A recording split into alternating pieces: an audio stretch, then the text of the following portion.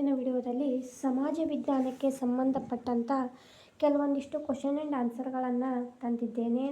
ಈ question and ಆನ್ಸರ್ಗಳು ನಿಮ್ಮ TET ಆಗಿರಲಿ, GPSTR ಆಗಿರಲಿ, HSTR, PDO, SDA, FDAಗಳಲ್ಲಿ ಬರ್ತಕ್ಕಂಥ ಕ್ವಶನ್ ಆ್ಯಂಡ್ ಆನ್ಸರ್ಗಳಾಗಿರುವುದರಿಂದ ನಾನು ಇವತ್ತಿನ ವಿಡಿಯೋದಲ್ಲಿ ಒಂದು ಸಮಾಜ ವಿಜ್ಞಾನಕ್ಕೆ ಸಂಬಂಧಪಟ್ಟಂಥ 40 ಕ್ವಶನ್ ಆ್ಯಂಡ್ ಆನ್ಸರ್ಗಳನ್ನು ಈ ವಿಡಿಯೋ ಮುಖಾಂತರ ಹೇಳ್ತಾ ಇದ್ದೀನಿ.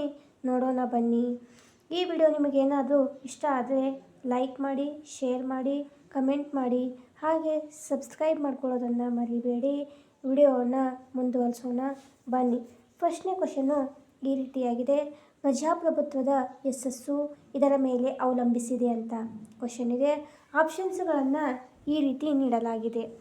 ಒಂದನೇ ಆಪ್ಷನ್ಸು ಜನರ ಜೀವನ ಮಟ್ಟ, ಎರಡನೇದು ಸಾರ್ವಜನಿಕ ಸಮಾರಂಭದಲ್ಲಿ ಜನರ ಸಕ್ರಿಯ ಪಾತ್ರ, ಮೂರನೇ ಆಪ್ಷನ್ಸು ದೇಶದ ಜನರ ಸಂಪೂರ್ಣ ಸಾಕ್ಷರತೆ, ನಾಲ್ಕನೇ ಆಪ್ಷನ್ಸು ಕೃಷಿ ಮತ್ತು ಕೈಗಾರಿಕೆಯಲ್ಲಿ ಉನ್ನತಿ ಸಾಧನೆ ಅಂತಂದು ಈ ರೀತಿಯಾಗಿ 4 ಆಪ್ಷನ್ಸ್ಗಳನ್ನು ನೀಡಲಾಗಿದೆ. ನೋಡಿ ಫ್ರೆಂಡ್ಸ್, ಇಲ್ಲೇ ಪ್ರಜಾಪ್ರಭುತ್ವದ ಯಶಸ್ಸು ಇದರ ಮೇಲೆ ಅವಲಂಬಿಸಿದೆ ಅಂತಂದ ಕ್ವಶನ್ಗೆ ಇಲ್ಲಿ ಸರಿಯಾದಂಥ ಉತ್ತರ ಯಾವುದಾಗುತ್ತಪ್ಪ ಅಂತಂದ್ರೆ ಮೂರನೇ ಆಪ್ಷನ್ಸು ದೇಶದ ಜನರ ಸಂಪೂರ್ಣ ಸಾಕ್ಷರತೆ ಪ್ರಜಾಪ್ರಭುತ್ವದ ಯಶಸ್ಸಿನ ಮೇಲೆ ಅವಲಂಬಿತವಾಗಿರ್ತದೆ ಅಂತಂದು ಹೇಳಲಾಗ್ತದೆ. ಹಾಗೆ ಎರಡನೇ ಕ್ವಶನನ್ನು ನೋಡೋಣ. ಎರಡನೇ ಕ್ವಶನ್ನು ಈ ರೀತಿಯಾಗಿದೆ: ಭಾರತೀಯ ಸಂವಿಧಾನದ ಈ ಕೆಳಗಿನ ಯಾವ 2 ಕಾಯ್ದೆಗಳು ಕೆಲವು ಜಾತಿಗಳನ್ನು ಹಿಂದುಳಿದ ಜಾತಿ ಮತ್ತು ಪಂಗಡಗಳೆಂದು ಪರಿಗಣಿಸಿದೆ ಅಂತಂದು ಕ್ವಶನ್ ಇದೆ. ಆಪ್ಷನ್ಸ್ಗಳನ್ನು ನೋಡ್ತಾ ಹೋಗೋಣ. ಒಂದನೇ ಆಪ್ಷನ್ನು ಕಾಯ್ದೆ 341, ಕಾಯ್ದೆ 342 ಅಂತಂದು ಒಂದನೇ ಆಪ್ಷನ್ಸ್ ಇದೆ. ಎರಡನೇ ಆಪ್ಷನ್ನು ಕಾಯ್ದೆ 342ರಿಂದ 343, ಆಪ್ಷನ್ 3 ಕಾಯ್ದೆ 342ರಿಂದ 344, ಆಪ್ಷನ್ 4 ಕಾಯ್ದೆ 340ರಿಂದ 341 ಅಂತಂದು ಈ ರೀತಿಯಾಗಿ 4 ಆಪ್ಷನ್ಸ್ಗಳನ್ನು ನೀಡಲಾಗಿದೆ. ನೋಡಿ ಫ್ರೆಂಡ್ಸ್, ಇಲ್ಲೇ ಯಾವುದು ಸರಿ ಉತ್ತರವಾಗ್ತದಂತಂದು ನೋಡೋಣ. ಭಾರತೀಯ ಸಂವಿಧಾನದ ಈ ಕೆಳಗಿನ ಯಾವ 2 ಕಾಯ್ದೆಗಳು ಕೆಲವು ಜಾತಿ ಮತ್ತು ಹಿಂದುಳಿದ ಜಾತಿ ಮತ್ತು ಪಂಗಡಗಳೆಂದು ಪರಿಗಣಿಸಲಾಗಿದೆ ಅಂತಂದ್ರೆ ಆಪ್ಷನ್ 1 ಕಾಯ್ದೆ 341 ಮತ್ತು 342 ಇಲ್ಲಿ ಸರಿಯಾದಂಥ ಉತ್ತರವಾಗ್ತದೆ. ಮೂರನೇ ಕ್ವಶನನ್ನು ನೋಡೋಣ. ದಿಶಾ ಎಂಬ ಸ್ವಯಂ ಪ್ರೇರಿತ ಸಂಸ್ಥೆಯು ಉತ್ತರ ಪ್ರದೇಶದಲ್ಲಿ ಈ ಕೆಳಗಿನ ಯಾವ ಕ್ಷೇತ್ರದ ಉನ್ನತಿಗಾಗಿ ಶ್ರಮಿಸುತ್ತದೆ ಅಂತಂದು ಕ್ವಶನ್ ಇದೆ. ಆಪ್ಷನ್ಸನ್ನು ನೋಡೋಣ ಫ್ರೆಂಡ್ಸ್. ಒಂದನೇ ಆಪ್ಷನ್ನು ಬಾಲಕಾರ್ಮಿಕರ ನಿರ್ಮೂಲನೆ, ಎರಡನೇದ್ದು ಹಳ್ಳಿಗಾಡು ಜನರಿಗೆ ಉದ್ಯೋಗ ದೊರಕಿಸುವ ಕ್ಷೇತ್ರ, ಮೂರನೇದ್ದು ದೇಶಾದ್ಯಂತ ಅನಕ್ಷರತೆಯ ನಿರ್ಮೂಲನೆ, ನಾಲ್ಕನೇ ಆಪ್ಷನ್ನು ಮಹಿಳೆಯರ ಉನ್ನತಿ ಅಂತಂದು ಆಪ್ಷನ್ಸ್ಗಳನ್ನು ನೀಡಲಾಗಿದೆ. ನೋಡಿ ಫ್ರೆಂಡ್ಸ್, ಇಲ್ಲೇ ದಿಶಾ ಎಂಬ ಸ್ವಯಂ ಪ್ರೇರಿತ ಸಂಸ್ಥೆಯು ಉತ್ತರ ಪ್ರದೇಶದಲ್ಲಿ ಯಾವ ಕ್ಷೇತ್ರದ ಉನ್ನತಿಗಾಗಿ ಶ್ರಮಿಸುತ್ತದೆ ಅಂತಂದ್ರೆ ಆಪ್ಷನ್ 3 ದೇಶಾದ್ಯಂತ ಅನಕ್ಷರತೆಯ ನಿರ್ಮೂಲನೆಗಾಗಿ ದಿಶಾ ಎಂಬ ಸಂಸ್ಥೆ ಏನು ಮಾಡ್ತದಪ್ಪ ಅಂತಂದ್ರೆ ಕ್ಷೇತ್ರದ ಉನ್ನತಿಗಾಗಿ ಶ್ರಮಿಸುವಂಥ ಒಂದು ಸಂಸ್ಥೆಯಾಗಿದೆ. ನಾಲ್ಕನೇ ಕ್ವಶನ್ನ ನೋಡ್ತಾ ಹೋಗೋಣ. ನಾಲ್ಕನೇ ಕ್ವಶನು ಕೆಳಗಿನವುಗಳಲ್ಲಿ ಯಾವ ಅಂಗದಿಂದ ನೇತ್ಯಾತ್ಮಕ ಮತದಾನದಿಂದ ನಿರ್ಣಯಗಳು ಶಾಸನಗಳಾಗಲು ತಡೆಯಲ್ಪಡುತ್ತವೆ ಅಂತಂದು ಕ್ವಶನ್ ಇದೆ. ಆಪ್ಷನ್ಸನ್ನು ನೋಡೋಣ ಫ್ರೆಂಡ್ಸ್. ಒಂದನೇ ಆಪ್ಷನ್ನು ಸಾಮಾನ್ಯ ಸಭೆ, ಎರಡನೇದ್ದು ಸಾಮಾಜಿಕ ಮತ್ತು ಆರ್ಥಿಕ ಸಭೆ, ಮೂರನೇದು ಧರ್ಮದರ್ಶಿ ಸಮಿತಿ, ನಾಲ್ಕನೇದು ಭದ್ರತಾ ಸಮಿತಿ ಅಂತಂದು ಆಪ್ಷನ್ಸ್ಗಳನ್ನು ನೀಡಲಾಗಿದೆ. ಇಲ್ಲಿ ಸರಿಯಾದಂಥ ಉತ್ತರ ಯಾವುದಾಗ್ತದಂತಂದು ನೋಡೋಣ ಫ್ರೆಂಡ್ಸ್. ನೇತ್ಯಾತ್ಮಕ ಮತದಾನದಿಂದ ನಿರ್ಣಯಗಳು ಶಾಸನಗಳಾಗಲು ತಡೆಯಲ್ಪಡುತ್ತವೆ ಅಂತಂದು ಇದಕ್ಕೆ ಸರಿಯಾದಂಥ ಉತ್ತರ ಯಾವುದಾಗತ್ತಪ್ಪ ಅಂತಂದ್ರೆ ಆಪ್ಷನ್ 4 ಭದ್ರತಾ ಸಮಿತಿಯು ಇದಕ್ಕೆ ಸರಿಯಾದಂಥ ಉತ್ತರವಾಗ್ತದೆ. ಐದನೇ ಕ್ವಶನನ್ನು ನೋಡೋಣ ಫ್ರೆಂಡ್ಸ್. ಐದನೇ ಕ್ವಶನು ಈ ರೀತಿಯಾಗಿದೆ: ಈ ಕೆಳಗಿನವುಗಳಲ್ಲಿ 1954ರಲ್ಲಿ ಜವಾಹರ್ಲಾಲ್ ನೆಹರು ಮತ್ತು ಚೌ ಎನ್ ಲಾಯ್ ಇವರು ಮಾಡಿಕೊಂಡ ಒಪ್ಪಂದ ಯಾವುದು ಅಂತಂದು ಕ್ವಶನ್ ಇದೆ. ನೋಡಿ ಫ್ರೆಂಡ್ಸ್, ಇಲ್ಲಿ 1954ರಲ್ಲಿ ಜವಾಹರ್ಲಾಲ್ ನೆಹರು ಮತ್ತು ಚೌ ಅಂಡ್ ಲಾಯರ್ ಅವರು ಒಂದು ಒಪ್ಪಂದವನ್ನು ಮಾಡ್ಕೊತಾರೆ. ಆ ಒಪ್ಪಂದ ಯಾವುದು ಅಂತ ಕೇಳ್ಯಾರ. ಆಪ್ಷನ್ಸ್ಗಳನ್ನು ನೋಡ್ತಾ ಹೋಗೋಣ. 1ನೇ ಆಪ್ಷನ್ನು, 2 ದೇಶಗಳು ಪರಸ್ಪರ ಬಂಧಿತರನ್ನು ಬಿಡುಗಡೆ ಮಾಡುವುದು. 2ನೇದು, ಪರಸ್ಪರ ವ್ಯಾಪಾರಕ್ಕೆ ಅಂಗೀಕಾರ. 3ನೇ ಆಪ್ಷನ್ನು, 2 ದೇಶಗಳು ಪಂಚಶೀಲ ಸೂತ್ರಗಳನ್ನು ಪಾಲಿಸಲು ತೀರ್ಮಾನ. 4ನೇ ಆಪ್ಷನ್ನು, 2 ದೇಶಗಳು ಶಾಂತಿಯುತವಾಗಿ ಗಡಿ ಸಮಸ್ಯೆಯನ್ನು ಪರಿಹರಿಸುವ ಅಂಗೀಕಾರ ಅಂತಂದು ಈ ರೀತಿ ಆಪ್ಷನ್ಸ್ಗಳನ್ನು ನೀಡಲಾಗಿದೆ. ನೋಡಿ ಫ್ರೆಂಡ್ಸ್, ಇಲ್ಲಿ 1954ರಲ್ಲಿ ಜವಾಹರ್ಲಾಲ್ ನೆಹರು ಮತ್ತು ಚೌ ಅಂಡ್ ಲಾಯ್ ಅವರು ಒಂದು ಒಪ್ಪಂದಕ್ಕೆ ಯಾವುದು ಒಪ್ಪಂದ ಮಾಡ್ಕೊತಾರಪ್ಪ ಅಂತಂದ್ರೆ ಆಪ್ಷನ್ 3, 2 ದೇಶಗಳು ಪಂಚಶೀಲ ಸೂತ್ರಗಳನ್ನು ಪಾಲಿಸಲು ತೀರ್ಮಾನ.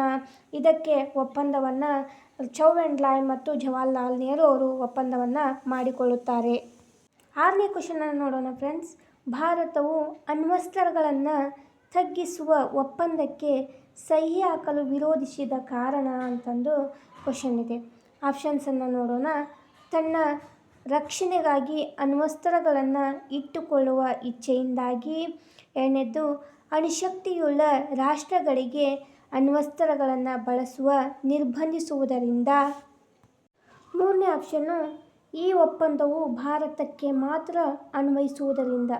4ನೇ ಆಪ್ಷನ್ನು, ಈ ಮೇಲಿನ ಯಾವುದೂ ಅಲ್ಲ ಅಂತಂದು ಆಪ್ಷನ್ಸ್ಗಳನ್ನು ನೀಡಲಾಗಿದೆ. ನೋಡಿ ಫ್ರೆಂಡ್ಸ್, ಇಲ್ಲಿ ಸರಿಯಾದಂಥ ಉತ್ತರ 2ನೇ ಆಪ್ಷನ್ ಆಗ್ತದೆ. 2ನೇ ಆಪ್ಷನ್ನು ಯಾವುದಪ್ಪ ಅಂತಂದ್ರೆ ಅಣುಶಕ್ತಿಯುಳ್ಳ ರಾಷ್ಟ್ರಗಳಿಗೆ ಅಣ್ವಸ್ತ್ರಗಳನ್ನು ಬಳಸಲು ನಿರ್ಬಂಧಿಸದಿರುವುದರಿಂದ ಅಂತಂದು ಈ 2ನೇ ಆಪ್ಷನ್ನು ಸರಿ ಉತ್ತರವಾಗ್ತದೆ. 7ನೇ ಕ್ವಶನನ್ನು ನೋಡೋಣ. ಗ್ರಹಗಳು ತಮ್ಮದೇ ಆದ ಪಥದಲ್ಲಿ ಚಲಿಸುತ್ತಿರುವುದು ಯಾವ ಅಂಶದಿಂದ ಅಂತಂದು ಕ್ವಶನ್ ಇದೆ. ನೋಡಿ ಫ್ರೆಂಡ್ಸ್, ಇಲ್ಲಿ ಆಪ್ಷನ್ನ ನೋಡೋಣ. 1ನೇ ಆಪ್ಷನ್ನು, ಸೂರ್ಯನು ತನ್ನ ಅಕ್ಷದ ಮೇಲೆ ಸುತ್ತುತ್ತಿರುವುದರಿಂದ. 2ನೇದು, ಗುರುತ್ವಾಕರ್ಷಣ ಮತ್ತು ಮಧ್ಯದಿಂದ ಹೊರಹೊಮ್ಮುವ ಶಕ್ತಿಗಳು. 3ನೇದು, ಅಗಾಧವಾದ ಗಾತ್ರ ಮತ್ತು ಗೋಳಾಕಾರ. 4ನೇ ಆಪ್ಷನ್ನು, ಪ್ರದಕ್ಷಿಣೆ ಮತ್ತು ಗ್ರಹಗಳ ಸಾಂದ್ರತೆ ಅಂತಂದು ಈ ರೀತಿ ಆಪ್ಷನ್ಸ್ಗಳನ್ನು ನೀಡಲಾಗಿದೆ. ನೋಡಿ ಫ್ರೆಂಡ್ಸ್, ಇಲ್ಲಿ ಗ್ರಹಗಳು ತಮ್ಮದೇ ಆದ ಪಥದಲ್ಲಿ ಚಲಿಸುತ್ತಿರುವುದು ಯಾವ ಅಂಶದ ಮುಖಾಂತರ ಅಂತಂದ್ರೆ 2ನೇ ಆಪ್ಷನ್ನು, ಗುರುತ್ವಾಕರ್ಷಣೆ ಮತ್ತು ಮಧ್ಯದಿಂದ ಹೊರಹೊಮ್ಮುವ ಶಕ್ತಿಗಳ ಮೇಲೆ ಗ್ರಹಗಳು ತಮ್ಮ ಪಥದಲ್ಲಿ ಚಲಿಸುತ್ತವೆ ಅಂತಂದು ನಿರ್ಧರಿಸಲಾಗಿದೆ. ಹಾಗೆ 8ನೇ ಕ್ವಶನನ್ನು ನೋಡೋಣ. ಭೂಖಂಡಗಳು, ಸಾಗರಗಳು ಮತ್ತು ಇತರ ಸ್ವರೂಪಗಳ ಸಾಮಾನ್ಯ ಗಾತ್ರ ಮತ್ತು ಆಕಾರಗಳನ್ನು ಸರಿಯಾಗಿ ತೋರಿಸುವ ಭೂಗೋಳಶಾಸ್ತ್ರದ ಬೋಧನೆಯ ಸಾಧನವೇನೆಂದರೆ ಅಂತ ಕ್ವಶನ್ ಇದೆ. ಆಪ್ಷನ್ಸ್ಗಳು ಈ ರೀತಿಯಾಗಿದೆ. 1ನೇದು, ಸೂಚನಾ ಫಲಕಗಳು. 2ನೇದು, ನಕ್ಷೆಗಳು. 3ನೇದು, ಛಾಯಾಚಿತ್ರಗಳು. 4ನೇದು, ಗೋಳ ಅಂತಂದು ಆಪ್ಷನ್ಸ್ಗಳಿವೆ. ನೋಡಿ ಫ್ರೆಂಡ್ಸ್, ಇಲ್ಲಿ ಸರಿಯಾದಂಥ ಉತ್ತರ 4ನೇ ಆಪ್ಷನ್ನು ಗೋಳ ಸರಿ ಉತ್ತರವಾಗ್ತದೆ. 9ನೇ ಕ್ವಶನನ್ನು ನೋಡೋಣ. ಅಭಿವೃದ್ಧಿ ಹೊಂದಿದ ರಾಷ್ಟ್ರಗಳಲ್ಲಿ ವಾಯು ಮಾಲಿನ್ಯಕ್ಕೆ ಈ ಕೆಳಕಾಣಿಸುವಗಳಲ್ಲಿ ಯಾವುವು ಕಾರಣಗಳಾಗಿವೆ ಅಂತಂದು ಕ್ವಶನ್ ಇದೆ. ಆಪ್ಷನ್ಸನ್ನು ನೋಡೋಣ. 1ನೇ ಆಪ್ಷನ್ನು, ಓಜೋನ್, ಇಂಗಾಲ ಡೈಆಕ್ಸೈಡ್, ಸೂಕ್ಷ್ಮಜೀವಿಗಳು ಮತ್ತು ಪರಾಗ ರೇಣುಗಳು ಅಂತಂದು 1ನೇ ಆಪ್ಷನ್ನು. 2ನೇ ಆಪ್ಷನ್ನು, ಇಂಗಾಲದ ಮೊನಾಕ್ಸೈಡ್, ಹೈಡ್ರೋಕಾರ್ಬನ್, ಸಾರಜನಕ ಮತ್ತು ಪರಿಸರದ ಧೂಳಿನ ಕಣಗಳು ಅಂತಂದು 2ನೇ ಆಪ್ಷನ್ ಇದೆ. 3ನೇ ಆಪ್ಷನ್ನು, ಆಲ್ಡೆ ಹೈಡ್ರಾಸ್, ಇಂಗಾಲದ ಮೊನಾಕ್ಸೈಡ್, ಕ್ಲೋರಿನ್ ಮತ್ತು ಪಾದರಸ ಅಂತಂದು 3ನೇ ಆಪ್ಷನ್ ಇದೆ. 4ನೇ ಆಪ್ಷನ್ನು, ಧೂಳು, ಹೈಡ್ರೋಜನ್ ಸೀಡ್, ಸಲ್ಫ್ಯೂರಿಕ್ ಆಕ್ಸೈಡ್ ಮತ್ತು ಪರಾಗ ರೇಣುಗಳು ಅಂತಂದು ಈ ರೀತಿ ಆಪ್ಷನ್ಸ್ಗಳನ್ನು ನೀಡಲಾಗಿದೆ.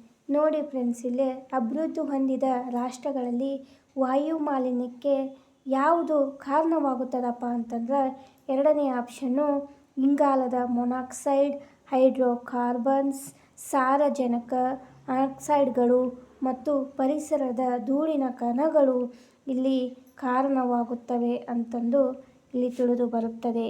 ಈಗ 10ನೇ ಕ್ವಶನ್ನ ನೋಡೋಣ ಫ್ರೆಂಡ್ಸ್. ಅಂತಸ್ಫಲನ ಶಿಲೆಯು ಉಂಟಾಗುವುದು ಹೇಗೆ ಅಂತಂದು ಕ್ವಶನ್ ಇದೆ. ಆಪ್ಷನ್ಸನ್ನು ನೋಡೋಣ. 1ನೇ ಆಪ್ಷನ್ನು ಶಿಲೆಯ ಚೂರುಗಳು ಶೇಖರಣೆಯಾಗುವುದರಿಂದ. 2ನೇ ಆಪ್ಷನ್ನು ಲಾವಾರಸವು ಘನೀಭವಿಸುವುದರಿಂದ. 3ನೇ ಆಪ್ಷನ್ನು ರೂಪಾಂತರಶೀಲ ರಚನೆಯಾಗುವುದರಿಂದ. 4ನೇ ಆಪ್ಷನ್ನು ಭೂ ಹೊರಕವಚದಲ್ಲಿ ಶಿಲಾಪಾಕವು ತಣ್ಣಗಾಗಿ ಅಂತಂದು ಆಪ್ಷನ್ಸ್ಗಳನ್ನು ನೀಡಲಾಗಿದೆ.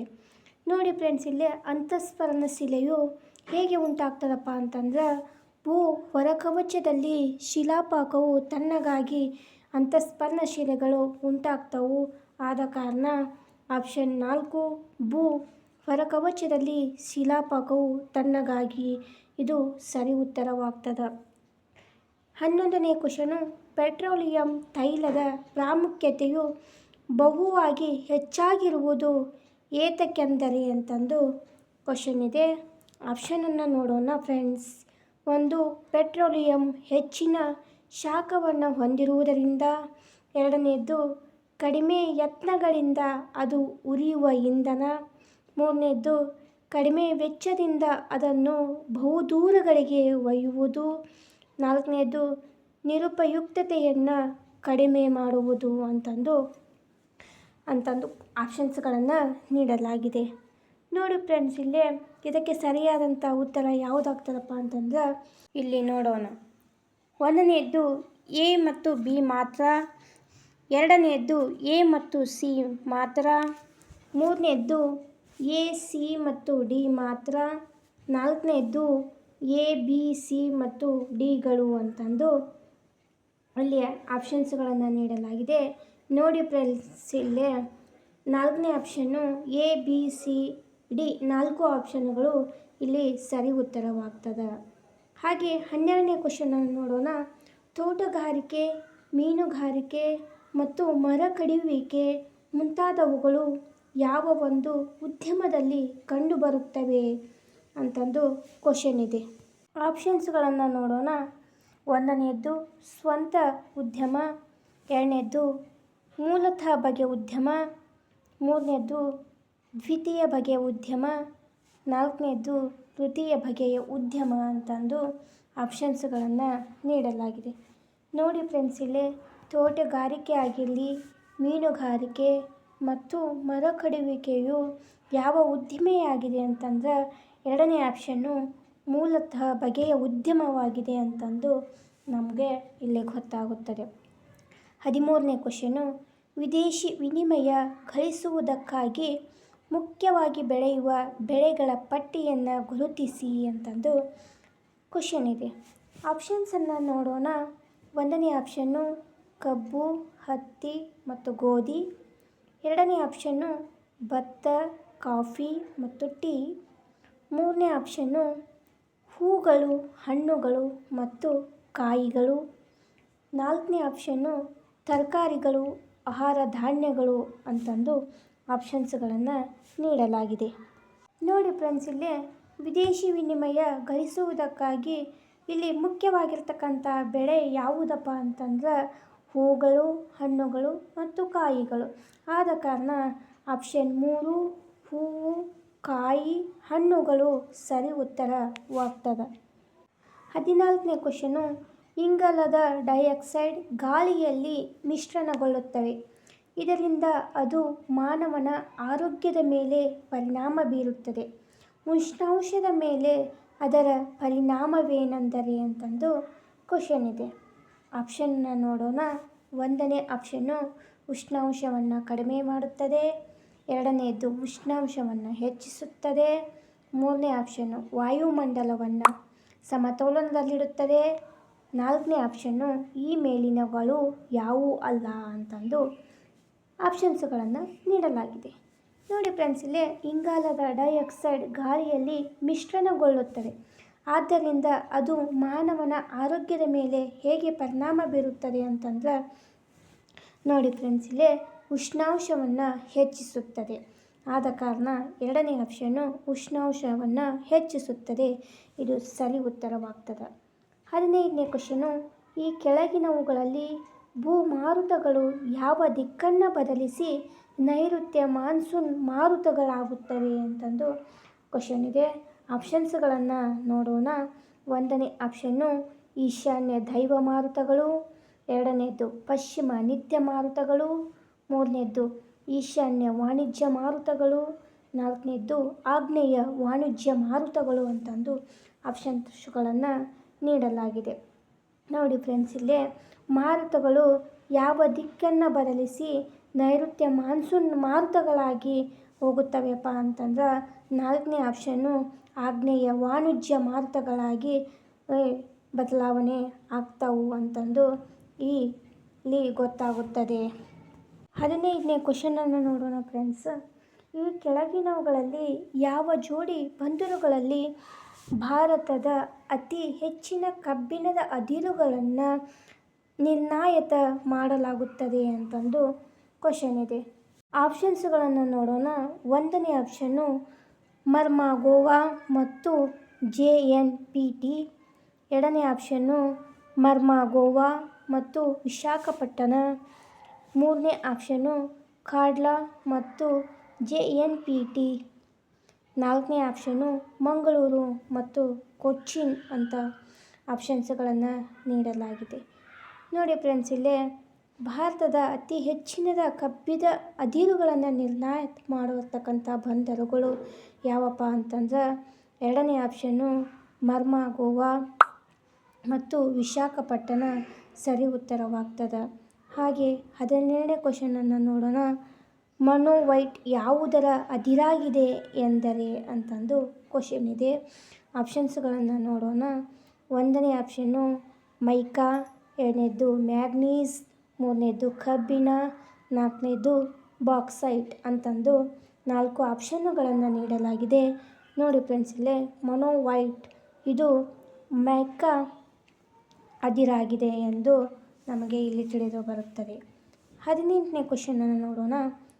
ಕೌಟಿಲ್ಯನ ಅರ್ಥಶಾಸ್ತ್ರದಲ್ಲಿ ಅಂತಂದು ಕ್ವಶನ್ ಇದೆ. ಆಪ್ಷನ್ಸ್ಗಳನ್ನು ನೋಡೋಣ. 1ನೇದ್ದು ರಾಜಕೀಯದ ಬಗ್ಗೆ ಅನೇಕ ಉಲ್ಲೇಖಗಳಿವೆ, 2ನೇದ್ದು ದೇಶದ ಆರ್ಥಿಕ ವ್ಯವಸ್ಥೆಯ ಬಗ್ಗೆ ಮಾತ್ರ ವಿವರಗಳಿವೆ, 3ನೇ ಆಪ್ಷನ್ನು ಸಾರ್ವಜನಿಕ ಅರ್ಥವ್ಯವಸ್ಥೆಯ ಬಗ್ಗೆ ವಿವರಗಳಿವೆ, 4ನೇದ್ದು ತೆರಿಗೆಗಳ ಪಾವತಿಯ ಬಗ್ಗೆ ತಿಳುವಳಿಕೆಗಳಿವೆ ಅಂತ ಇದೆ. ನೋಡಿ ಫ್ರೆಂಡ್ಸ್, ಇಲ್ಲೇ ಕೌಟಿಲ್ಯನ ಅರ್ಥಶಾಸ್ತ್ರದಲ್ಲಿ ಸಾರ್ವಜನಿಕರ ಅರ್ಥವ್ಯವಸ್ಥೆಯ ಬಗ್ಗೆ ವಿವರಣೆ ಇದೆ. ಆದ ಕಾರಣ ಆಪ್ಷನ್ 3 ಸಾರ್ವಜನಿಕ ಅರ್ಥವ್ಯವಸ್ಥೆಯ ಬಗ್ಗೆ ವಿವರಗಳಿವೆ ಅಂತಂದು ಸರಿ ಉತ್ತರವಾಗ್ತದೆ. 19ನೇ ಕ್ವಶನನ್ನು ನೋಡೋಣ.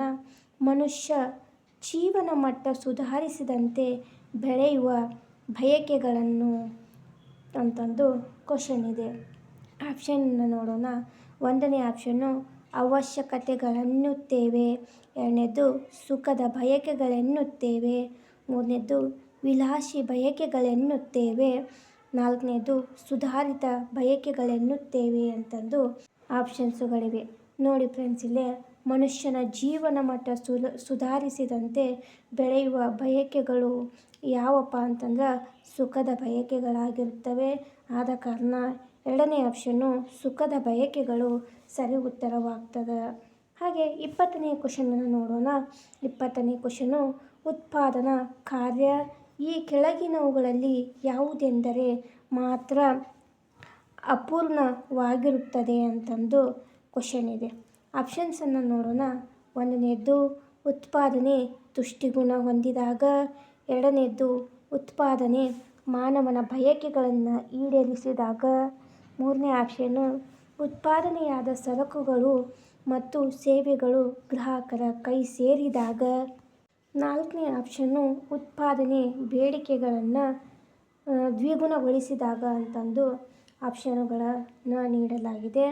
ನೋಡಿ ಫ್ರೆಂಡ್ಸ್, ಇಲ್ಲೇ ಉತ್ಪಾದನಾ ಕಾರ್ಯಗಳು ಯಾವುದನ್ನು ಮಾತ್ರ ಪೂರ್ಣ ಮಾಡುತ್ತದೆಯಪ್ಪ ಅಂತಂದ್ರೆ ಆಪ್ಷನ್ 3 ಉತ್ಪಾದನೆಯಾದ ಸರಕುಗಳು ಮತ್ತು ಸೇವೆಗಳು ಗ್ರಾಹಕರ ಕೈ ಸೇರಿದಾಗ ಇದು ಸರಿ ಉತ್ತರವಾಗ್ತದೆ.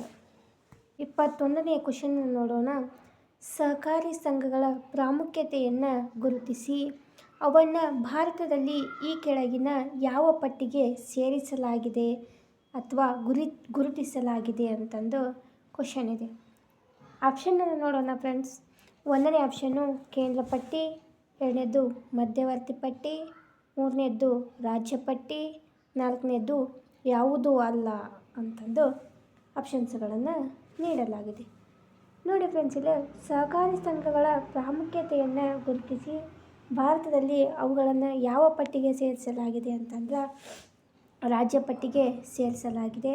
ಆಪ್ಷನ್ 3 ರಾಜ್ಯ ಪಟ್ಟಿ ಸರಿ ಉತ್ತರವಾಗ್ತದೆ.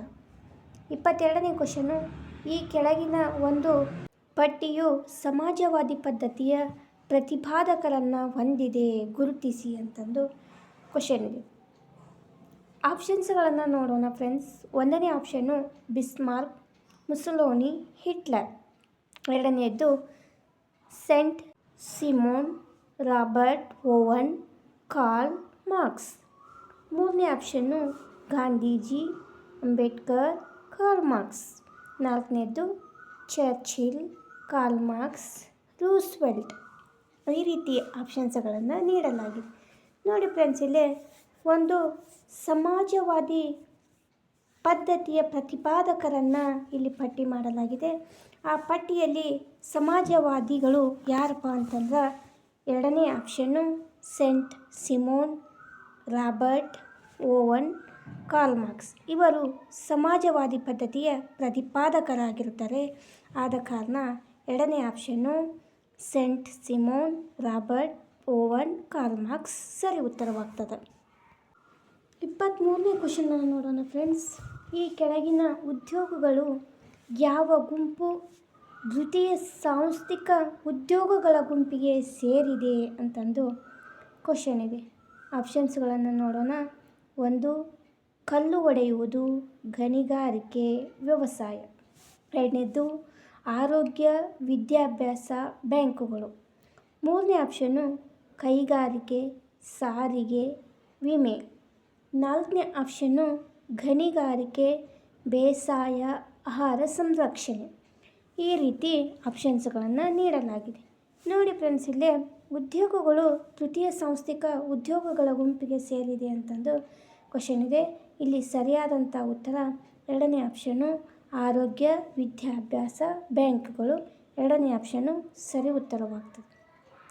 24ನೇ ಕ್ವಶನು, ನಿರುದ್ಯೋಗ ಸ್ಥಿತಿ ಎಂದರೆ ಅಂತಂದು ಕ್ವಶನ್ ಇದೆ.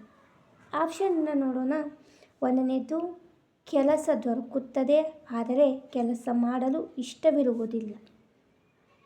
2ನೇ ಆಪ್ಷನ್ನು ಕೆಲಸ ದೊರಕದೇ ಇರುವುದು ಆದರೆ ಕೆಲಸ ಮಾಡಲು ಇಷ್ಟವಿರುವುದು. 3ನೇ ಆಪ್ಷನ್ನು ಕೆಲಸ ದೊರಕದೇ ಇರುವುದು ಹಾಗೂ ಕೆಲಸ ಮಾಡಲು ಇಷ್ಟವಿಲ್ಲದಿರುವುದು. 4ನೇ ಆಪ್ಷನ್ನು ಕೆಲಸ ಮಾಡಲು ಆಸಕ್ತಿ ಇರುವುದು ಆದರೆ ಕೆಲಸ ಮಾಡಲು ಇಷ್ಟವಿಲ್ಲದೇ ಇರುವುದು. ಈ ರೀತಿ ಆಪ್ಷನ್ಸ್ಗಳನ್ನು ನೀಡಲಾಗಿದೆ. ನೋಡಿ ಫ್ರೆಂಡ್ಸ್, ಇಲ್ಲಿ ನಿರುದ್ಯೋಗ ಸ್ಥಿತಿ ಎಂದರೆ ಅಂತಂದ್ರೆ ಇಲ್ಲಿ 2ನೇ ಆಪ್ಷನ್ನು ಸರಿ ಉತ್ತರವಾಗ್ತದೆ. ಕೆಲಸ ದೊರಕದೇ ಇರುವುದು ಆದರೆ ಕೆಲಸ ಮಾಡಲು ಇಷ್ಟವಿರುವುದು ಇಲ್ಲಿ ಸರಿ ಉತ್ತರವಾಗ್ತದೆ. 25ನೇ ಕ್ವಶನನ್ನು ನೋಡೋಣ ಫ್ರೆಂಡ್ಸ್. ಈ ಕೆಳಗಿನ ಗುಂಪುಗಳಲ್ಲಿ ಒಂದು ಗುಂಪು ಸೇರುವುದಿಲ್ಲ, ಗುರುತಿಸಿ. ಆಪ್ಷನ್ಸ್ಗಳನ್ನು ನೋಡೋಣ. 1ನೇ ಆಪ್ಷನ್ನು ಮುಂಬೈ, ಬೆಂಗಳೂರು, ಅಲ್ಜಿಯಾ. 2ನೇದು ಮುಂಬೈ, ನವಸೇನಾ, ಬ್ಯೂಟಿ, ಕೊರಿಯನ್. 3ನೇದು ಮರ್ಮಾಗೋವಾ, ಮಂಗಳೂರು, ಕೋಲ್ಕತ್ತಾ. 4ನೇದು ಕೊಚ್ಚಿ, ಚೆನ್ನೈ, ಪಾರಾದೀಪ್. ಈ ರೀತಿ ಆಪ್ಷನ್ಸ್ಗಳನ್ನು ನೀಡಲಾಗಿದೆ. ನೋಡಿ ಫ್ರೆಂಡ್ಸ್, ಇಲ್ಲಿ ಈ ಕೆಳಗಿನ ಗುಂಪುಗಳಲ್ಲಿ ಯಾವುದು ಸೇರಿಲ್ಲಪ್ಪ ಅಂತಂದ್ರೆ 1ನೇ ಆಪ್ಷನ್ನು ಮುಂಬೈ, ಬೆಂಗಳೂರು, ಅಲ್ಜಿಯಾ ಇದು ಸೇರಿಲ್ಲ. ಆದ್ದರಿಂದ 1ನೇ ಆಪ್ಷನ್ನು ಸರಿ ಉತ್ತರವಾಗ್ತದೆ. 26ನೇ ಕ್ವಶನು, ಈ ಕೆಳಗಿನ ಬ್ಯಾಂಕುಗಳಲ್ಲಿ ರೈತರಿಗೆ ದೀರ್ಘಾವಧಿ ಸಾಲ ಕೊಡುವ ಬ್ಯಾಂಕುಗಳನ್ನು ಗುರುತಿಸಿ ಅಂತ ಕ್ವಶನ್ ಇದೆ. ಆಪ್ಷನನ್ನು ನೋಡೋಣ. 1ನೇದು ರಾಷ್ಟ್ರೀಕೃತ ಬ್ಯಾಂಕುಗಳು, 2ನೇದು ಭಾರತದ ರಿಸರ್ವ್ ಬ್ಯಾಂಕ್, 3ನೇದು ಪ್ರಾಥಮಿಕ ವ್ಯವಸಾಯ ಬ್ಯಾಂಕುಗಳು, ನಾಲ್ಕನೇದು ಭೂ ಅಭಿವೃದ್ಧಿ ಬ್ಯಾಂಕುಗಳು ಅಂತಂದು ಆಪ್ಷನ್ಸ್ಗಳನ್ನು ನೀಡಲಾಗಿದೆ. ನೋಡಿ ಫ್ರೆಂಡ್ಸ್, ಇಲ್ಲೇ ರೈತರಿಗೆ ದೀರ್ಘಾವಧಿ ಸಾಲ ಕೊಡ್ತಕ್ಕಂಥ ಬ್ಯಾಂಕುಗಳು ಯಾವಪ್ಪ ಅಂತಂದ್ರೆ ಆಪ್ಷನ್ 4 ಭೂ ಅಭಿವೃದ್ಧಿ ಬ್ಯಾಂಕುಗಳು ರೈತರಿಗೆ ಸಾಲ ಕೊಡ್ತಕ್ಕಂಥದ್ದು. ಆದ ಕಾರಣ 4ನೇ ಆಪ್ಷನ್ನು ಸರಿ ಉತ್ತರವಾಗ್ತದೆ. 27ನೇ ಕ್ವಶನ್ನ ನೋಡೋಣ. ಜನಸಂಖ್ಯಾ ಶಾಸ್ತ್ರವೆಂದರೆ ಅಂತಂದು ಕ್ವಶನ್ ಇದೆ. ನೋಡಿ ಫ್ರೆಂಡ್ಸ್, ಇಲ್ಲಿ ಆಪ್ಷನ್ಸನ್ನು ನೋಡೋಣ. ಒಂದು ದೇಶದ ಜನಸಂಖ್ಯೆಯ ಅಂಕಿ ಅಂಶಗಳನ್ನು ಅಭ್ಯಸಿಸುವ ವಿಷಯ ಅಂತಂದು ಕ್ವಶನ್ ಇದೆ. ಈಗ ಆಪ್ಷನ್ಸನ್ನು ನೋಡೋಣ. 1ನೇ ಆಪ್ಷನ್ನು ಒಂದು ದೇಶದ ಜನಸಂಖ್ಯೆಯ ಅಂಕಿ ಅಂಶಗಳನ್ನು ಅಭ್ಯಸಿಸುವ ವಿಷಯ. 2ನೇದು ಜನಸಂಖ್ಯೆಯ ಹೆಚ್ಚಳವನ್ನು ಅಂದಾಜು ಮಾಡುವ ಶಾಸ್ತ್ರ. 3ನೇದು ನಿರುದ್ಯೋಗ ಮತ್ತು ಅರೆ ನಿರುದ್ಯೋಗಗಳನ್ನು ತಿಳಿಸುವ ವಿಷಯ. 4ನೇದು ಮಾನವ ಸಂಪನ್ಮೂಲಗಳನ್ನು ಜನಸಂಖ್ಯೆಗೆ ಅನುಗುಣವಾಗಿ ಅಭ್ಯಸಿಸುವುದು ಅಂತ ಆಪ್ಷನ್ಸ್ಗಳನ್ನು ನೀಡಲಾಗಿದೆ. ನೋಡಿ ಫ್ರೆಂಡ್ಸ್, ಇಲ್ಲಿ ಸರಿಯಾದಂಥ ಉತ್ತರ ಯಾವುದಾಗುತ್ತಂತಂದು ನೋಡೋಣ. ಜನಸಂಖ್ಯಾ ಶಾಸ್ತ್ರವೆಂದರೆ ಒಂದು ದೇಶದ ಜನಸಂಖ್ಯೆಯ ಅಂಕಿಅಂಶಗಳನ್ನು ಅಭ್ಯಸಿಸುವ ವಿಷಯವಾಗಿರ್ತದೆ. ಆದ ಕಾರಣ 1ನೇ ಆಪ್ಷನ್ನು ಸರಿ ಉತ್ತರವಾಗ್ತದೆ. 28ನೇ ಕ್ವಶನನ್ನು ನೋಡೋಣ. ಭಾರತದಲ್ಲಿ ಆಧುನಿಕ ಬೇಸಾಯ ಹೆಚ್ಚು ಸಫಲವಾಗಿಲ್ಲ ಏಕೆಂದರೆ ಅಂತಂದು ಕ್ವಶನ್ ಇದೆ. ಆಪ್ಷನ್ಸನ್ನು ನೋಡೋಣ. 1ನೇದು ಇದಕ್ಕೆ ಕುಶಲ ಕಾರ್ಮಿಕರು ಮತ್ತು ವೈಜ್ಞಾನಿಕ ಜ್ಞಾನ ಭಾರತದ ಕಾರ್ಮಿಕರಲ್ಲಿ ಇಲ್ಲದೇ ಇರುವುದು. 2ನೇ ಆಪ್ಷನ್ನು ಬ್ರಿಟಿಷರ ಕಾಲದಲ್ಲಿ ಇದನ್ನು ರೂಢಿಗೆ ತರದೇ ಹೋದದ್ದು. 3ನೇ ಆಪ್ಷನ್ನು ಇದಕ್ಕೆ ಭೂ ಸುಧಾರಣೆಗಳು ಮತ್ತು ವೈಜ್ಞಾನಿಕ ಜ್ಞಾನ ಭಾರತದ ಕಾರ್ಮಿಕರಲ್ಲಿ ಇಲ್ಲದೇ ಇರುವುದು. 4ನೇದು ಇದಕ್ಕೆ ಗರಿಷ್ಠ ಪ್ರಮಾಣದ ರಾಸಾಯನಿಕ ಗೊಬ್ಬರಗಳ ಮತ್ತು ಯಂತ್ರಗಳ ಅವಶ್ಯಕತೆ ಇರುವುದು ಅಂತ ಈ ರೀತಿ ಆಪ್ಷನ್ಸ್ಗಳನ್ನು ನೀಡಲಾಗಿದೆ. ನೋಡಿ ಫ್ರೆಂಡ್ಸ್, ಇಲ್ಲಿ ಸರಿಯಾದಂಥ ಉತ್ತರ ಯಾವುದಾಗುತ್ತಂತಂದು ನೋಡೋಣ. ಭಾರತದಲ್ಲಿ ಆಧುನಿಕ ಬೇಸಾಯ ಹೆಚ್ಚು ಸಫಲವಾಗಿಲ್ಲ. ಯಾಕಪ್ಪ ಅಂತಂದ್ರೆ ಇದಕ್ಕೆ ಕುಶಲ ಕಾರ್ಮಿಕರು ಮತ್ತು ವೈಜ್ಞಾನಿಕ ಜ್ಞಾನ ಭಾರತದ ಕಾರ್ಮಿಕರಲ್ಲಿ ಇಲ್ಲದೇ ಇರುವುದು ಇದಕ್ಕೆ ಒಂದು ದೊಡ್ಡ ಸಫಲವಾಗಿರ್ತಕ್ಕಂಥ ಕಾರಣವಾಗಿದೆ. ಆದ ಕಾರಣ 1ನೇ ಆಪ್ಷನ್ನು ಸರಿ ಉತ್ತರವಾಗ್ತದೆ. 29ನೇ ಕ್ವಶನ್ನ ನೋಡೋಣ. ಜಮೀನುಗಳ ವಿಭಜನೆ ಮತ್ತು ಛಿದ್ರೀಕರಣವನ್ನು ಹೋಗಲಾಡಿಸಲು ಅಂತಂದು ಕ್ವಶನ್ ಇದೆ. ಆಪ್ಷನನ್ನು ನೋಡೋಣ ಫ್ರೆಂಡ್ಸ್. 1ನೇ ಆಪ್ಷನ್ನು ಬೇಸಾಯದ ಆಧುನೀಕರಣದಿಂದ ಸಾಧ್ಯ. 2ನೇದು ಪಿತ್ರಾರ್ಜಿತ ಆಸ್ತಿಯ ಹಕ್ಕನ್ನು ಬದಲಾಯಿಸುವ ಅಗತ್ಯ. 3ನೇದು ಜಮೀನುಗಳನ್ನು ಕ್ರೋಢೀಕರಿಸುವುದರಿಂದ ಸಾಧ್ಯ. 4ನೇದು ಆರ್ಥಿಕ ಹಿಡುವಳಿಕೆಗಳನ್ನು ನಿರ್ಮಿಸುವುದರಿಂದ ಸಾಧ್ಯ ಅಂತಂದು ಆಪ್ಷನ್ಸ್ಗಳನ್ನು ನೀಡಲಾಗಿದೆ. ನೋಡಿ ಫ್ರೆಂಡ್ಸ್, ಇಲ್ಲಿ ಜಮೀನುಗಳ ವಿಭಜನೆ ಮತ್ತು ಛಿದ್ರೀಕರಣಗಳನ್ನು ಹೋಗಲಾಡಿಸಲು ನಮಗೆ ಬೇಕಾಗಿರ್ತಕ್ಕಂಥದ್ದು ಆರ್ಥಿಕ ಹಿಡುವಳಿಕೆಗಳನ್ನು ನಿರ್ಮಿಸುವುದರಿಂದ ಸಾಧ್ಯವಾಗ್ತದೆ.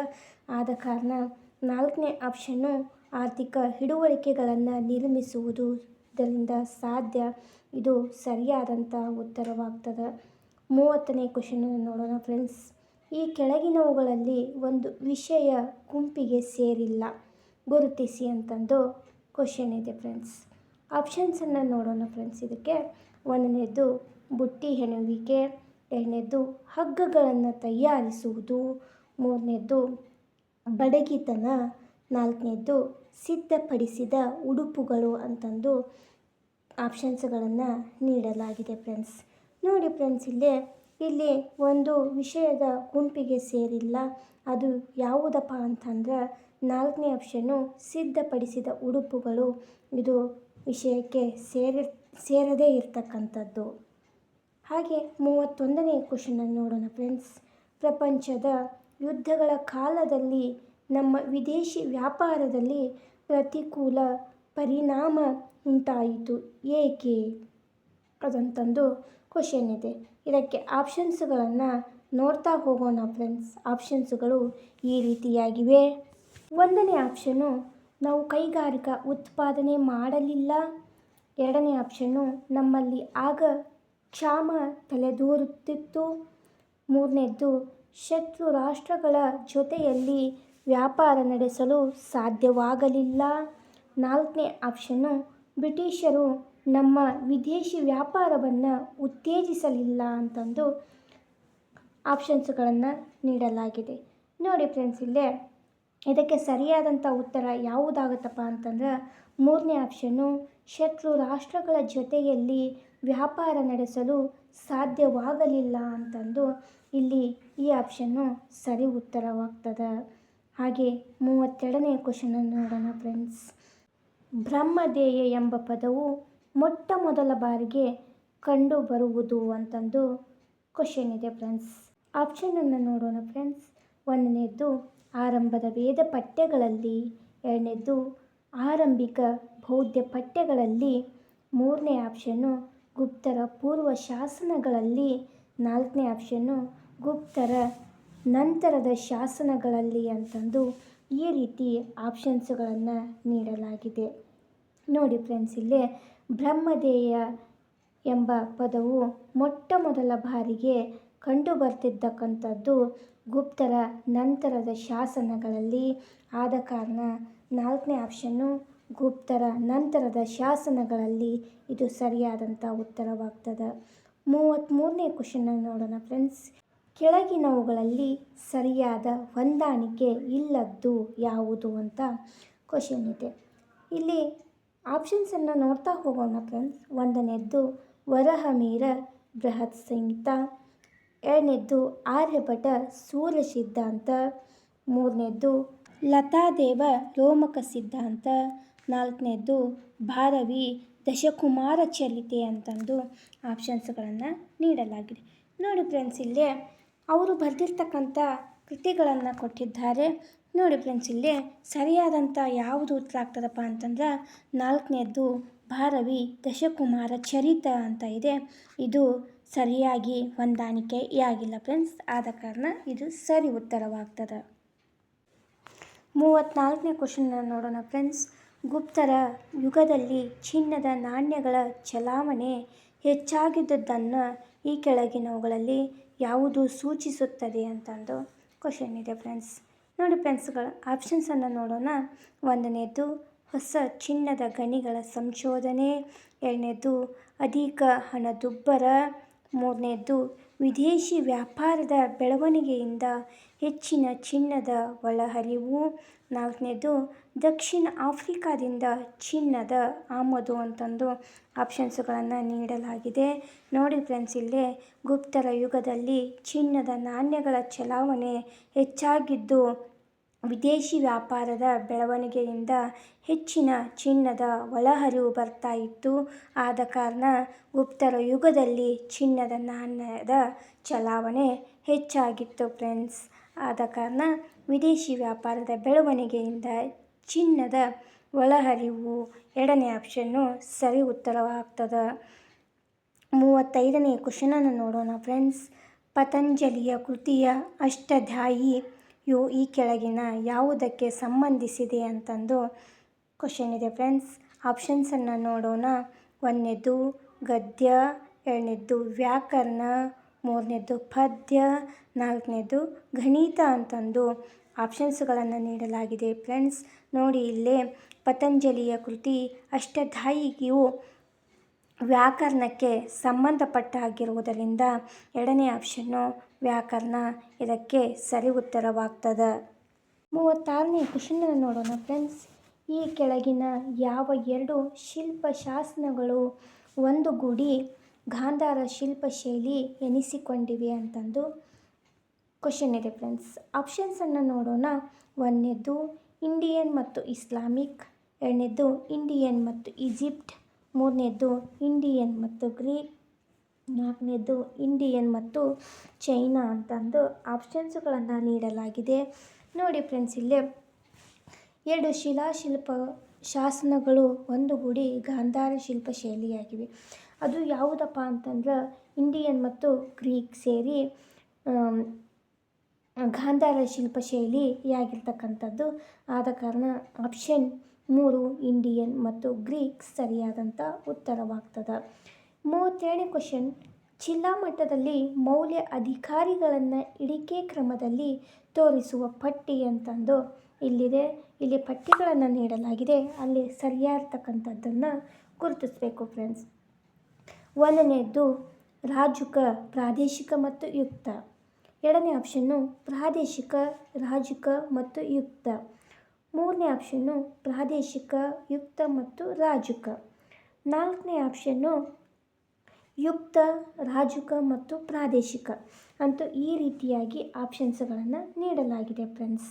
ನೋಡಿ ಫ್ರೆಂಡ್ಸ್, ಇಲ್ಲೇ ಜಿಲ್ಲಾ ಮಟ್ಟದಲ್ಲಿ ಮೌಲ್ಯ ಅಧಿಕಾರಿಗಳನ್ನು ಇಳಿಕೆ ಕ್ರಮದಲ್ಲಿ ತೋರಿಸುವ ಪಟ್ಟಿ ಯಾವುದಪ್ಪ ಅಂತಂದ್ರೆ ಎರಡನೇ ಆಪ್ಷನ್ ಆಗಿರ್ತಕ್ಕಂಥದ್ದು ಪ್ರಾದೇಶಿಕ, ರಾಜುಕ ಮತ್ತು ಯುಕ್ತ ಪಟ್ಟಿ ಸರಿಯಾದಂಥ ಉತ್ತರವಾಗ್ತದೆ ಫ್ರೆಂಡ್ಸ್. 38ನೇ ಕ್ವಶನನ್ನು ನೋಡೋಣ. ಶಾತವಾಹನರ ಕಾಲದಲ್ಲಿ ಪ್ರಮುಖ ಸ್ತೂಪಗಳನ್ನು ಹೊಂದಿರುವ ಸ್ಥಳಗಳು ಅಂತಂದು ಕ್ವಶನ್ ಇದೆ. ಆಪ್ಷನ್ಸನ್ನು ನೋಡೋಣ. ಒಂದನೇದ್ದು ಅಮರಾವತಿ ಮತ್ತು ನಾಗಾರ್ಜುನಕೊಂಡ. ಎರಡನೇದ್ದು ಕಾರ್ಲೆ ಮತ್ತು ಅಜಂತ. ಮೂರನೇದ್ದು ನಾಸಿಕ ಮತ್ತು ಬಿಡ್ಯ. ನಾಲ್ಕನೇದ್ದು ಐಹೊಳೆ ಮತ್ತು ಪಟ್ಟದಕಲ್ಲು ಅಂತಂದು ಈ ರೀತಿಯ ಆಪ್ಷನ್ಸ್ಗಳನ್ನು ನೀಡಲಾಗಿದೆ. ನೋಡಿ ಫ್ರೆಂಡ್ಸ್, ಇಲ್ಲಿ ಶಾತವಾಹನರ ಕಾಲದ ಪ್ರಮುಖ ಸ್ತೂಪಗಳು ಹೊಂದಿರತಕ್ಕಂಥ ಸ್ಥಳ ಯಾವುದಪ್ಪ ಅಂತಂದ್ರೆ ಅಮರಾವತಿ ಮತ್ತು ನಾಗಾರ್ಜುನಕೊಂಡ. ಇಲ್ಲಿ ಎ ಆಪ್ಷನ್ನು ಅಮರಾವತಿ ಮತ್ತು ನಾಗಾರ್ಜುನಕೊಂಡ ಸರಿಯಾದಂಥ ಉತ್ತರವಾಗ್ತದೆ. 39ನೇ ಕ್ವಶನನ್ನು ನೋಡೋಣ ಫ್ರೆಂಡ್ಸ್. ಯಾವ ಸಂತತಿಯವರು ಹಲ್ಮಿಡಿಯಲ್ಲಿ ದೊರೆತ ಮೊದಲ ಕನ್ನಡ ದಾಖಲೆಯನ್ನು ಹೊರಡಿಸಿದರು ಅಂತಂದು ಕ್ವಶನ್ ಇದೆ. ಆಪ್ಷನ್ಸನ್ನು ನೋಡೋಣ ಫ್ರೆಂಡ್ಸ್. ಒಂದನೇದ್ದು ಗಂಗರು, ಎರಡನೇದ್ದು ಚಾಲುಕ್ಯರು, ಮೂರನೇದ್ದು ರಾಷ್ಟ್ರಕೂಟರು, ನಾಲ್ಕನೇದ್ದು ಕದಂಬರು ಅಂತಂದು ಆಪ್ಷನ್ಸ್ಗಳನ್ನು ನೀಡಲಾಗಿದೆ. ನೋಡಿ ಫ್ರೆಂಡ್ಸ್, ಇಲ್ಲೇ ಯಾವ ಸಂತತಿಯವರು ಹಲ್ಮಿಡಿ ದೊರೆತ ಮೊದಲ ಕನ್ನಡ ದಾಖಲೆಯನ್ನು ಹೊರಡಿಸಿರ್ತಕ್ಕಂಥವ್ರು ಯಾರಪ್ಪ ಅಂತಂದರೆ ಕದಂಬರಾಗಿರ್ತಾರೆ. ಆದ ಕಾರಣ ಆಪ್ಷನ್ 4 ಕದಂಬರರು ಸರಿಯಾದಂಥ ಉತ್ತರವಾಗ್ತದೆ. 40ನೇ ಕ್ವಶನನ್ನು ನೋಡೋಣ ಫ್ರೆಂಡ್ಸ್. ಇದು ಲಾಸ್ಟ್ ಕ್ವಶನ್ನು. ಕೇಕುಲಂ ಕದನ ಯಾರ ನಡುವೆ ನಡೆಯಿತು ಅಂತಂದು ಕ್ವಶನ್ ಇದೆ ಫ್ರೆಂಡ್ಸ್. ಆಪ್ಷನ್ಸನ್ನು ನೋಡೋಣ. ಒಂದನೇದ್ದು ಚಾಲುಕ್ಯರು ಮತ್ತು ಪಲ್ಲವರು. ಎರಡನೇದ್ದು ರಾಷ್ಟ್ರಕೂಟರು ಮತ್ತು ಚೇಳರು. ಮೂರನೇ ಆಪ್ಷನ್ನು ಪಾಂಡ್ಯರು ಮತ್ತು ಕದಂಬರರು. ನಾಲ್ಕನೇ ಆಪ್ಷನ್ನು ಗಂಗರು ಮತ್ತು ಪಾಂಡ್ಯರು ಅಂತಂದು ಆಪ್ಷನ್ಸುಗಳನ್ನು ನೀಡಲಾಗಿದೆ ಫ್ರೆಂಡ್ಸ್.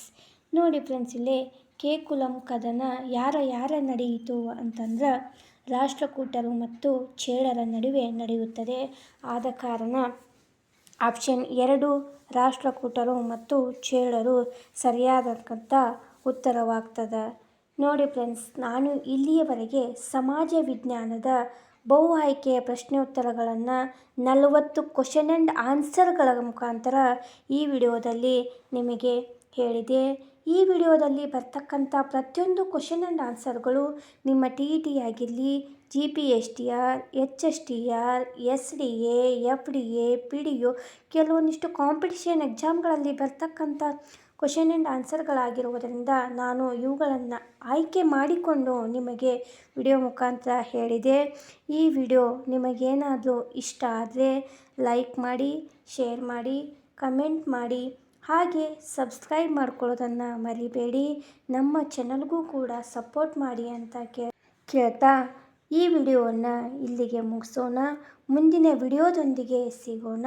ಧನ್ಯವಾದಗಳು.